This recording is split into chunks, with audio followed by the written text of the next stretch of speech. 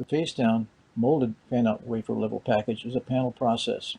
Individual die are first temporarily bonded with the active surface face down onto a carrier panel. The die elements have been placed in a uniform matrix pattern to accommodate the area required for package-to-terminal interface. The panel is then overmolded with a polymer compound.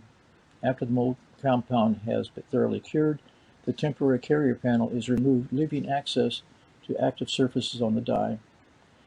Using an additive circuit buildup process, one or more copper redistribution layers are formed between the wire bond sites of each die to a fan-out interface contact site located on the mold compound.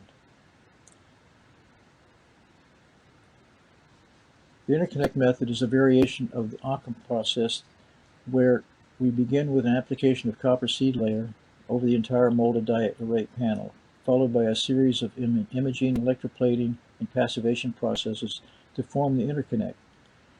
Prior to SAW singulation, a final surface passivation in solder ball or bump panel level packaging process uses a mold first procedure where the singulated die elements are first placed with the active surface either facing up or facing down onto the carrier panel.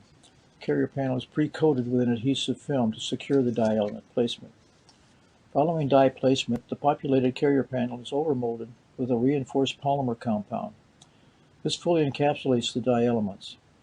The material selected for the carrier panel must closely match the CTE of the silicon-based material to make sure that it minimizes any occurrence of die shift during the mold cure process.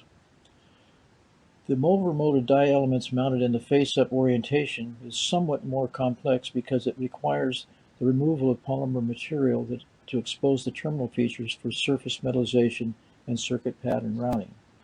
The sequence goes as follows. Begins with a die bond film onto a carrier panel, and then we place the die. Then we overmold the encased die. Okay, then they have to planarize the surface. The surface has to be planarized so that we can expose the actual die element terminal features. Then we metallize and copper pattern plate the fan-out interconnect. The assembly is then affixed with flux, solder ball terminals, and reflow soldered.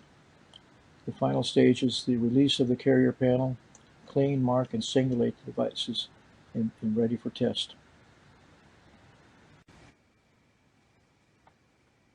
The semi-panel level package specification was written to include 4 process compliant base materials for carrier panels and establish standard panel dimensions. 4 optional base materials noted for carrier panel preparation are glass, silicon, ceramic, and metal. Now, silicon and ceramic materials, however, will have a practical limitation on panel size and carry significantly higher material costs than the metal or glass panel. These are all temporary panels, remember. They're not going to be utilized except for the initial molding process. 2 standard panel sizes have been approved, and this will evolve. There may be changes in the future, but currently the panel size would be 510 millimeters by 515 millimeters, which is approximately 20 by a little over 20 inches square, and then 600